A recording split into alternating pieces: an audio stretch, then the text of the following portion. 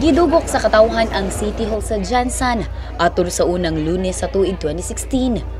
Kini tungod unang adlaw usab kini sa pagproseso sa pagkuha og pag-renew og business permit.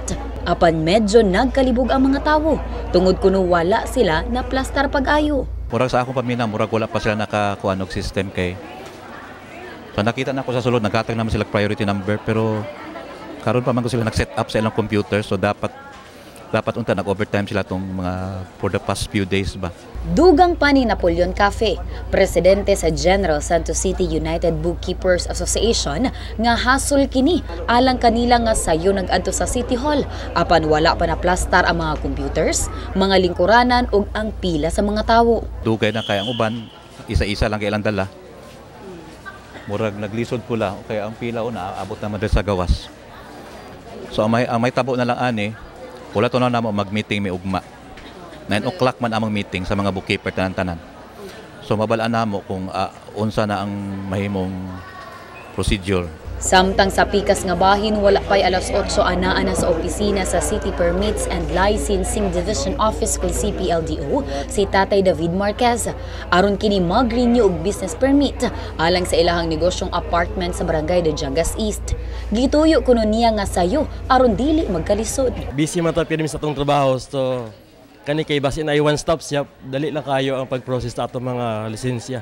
Sigon sa CPLDO ug City Treasurer's Office nga karong adlaw anaa pa sila sa pisikal nga paghanay sa one-stop shop. Oo, umpisa na ngayon ang ating one-stop shop, no? Kaya nga inikot na natin kasi karamihan ng ating mga offices doon na sa new building except yung City Treasurer's Office at saka yung office namin gawa ng internet connections natin, ang trucks natin, no? Oh yes, that's already established process in the one-stop shop. There are steps to be followed, and of course we are already organized, and we are starting with the process now. Nasayran usab nga ang one-stop shop sa General Santos City mahitabo sa lobby sa bag-ong building nga makaplagan sa likod sa kanhing City Hall sa Jansan. Dinhi pwede kuno makakuha og sedula og barangay clearance tungod matag barangay adunay lamesa.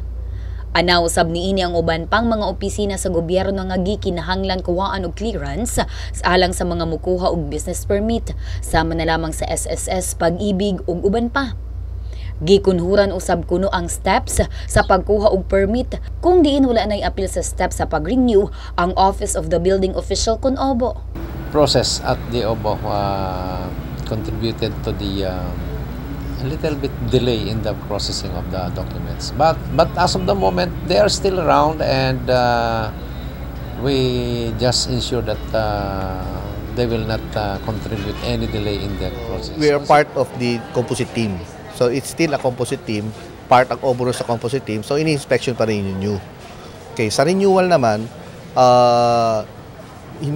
wala nang OBO sa step, pero we still issue the order of payment. Gilauman nga ugmang adlaw, mas hanay na kuno ang pagproseso sa business permit. Nasayran nga gikan karon Enero 4 hangtod Enero 20 ang pag-renew og business permit tungod kung mulapas na niini aduna nay atubangon nga penalties ug surcharges. Abi Lorenzo, Brigada News.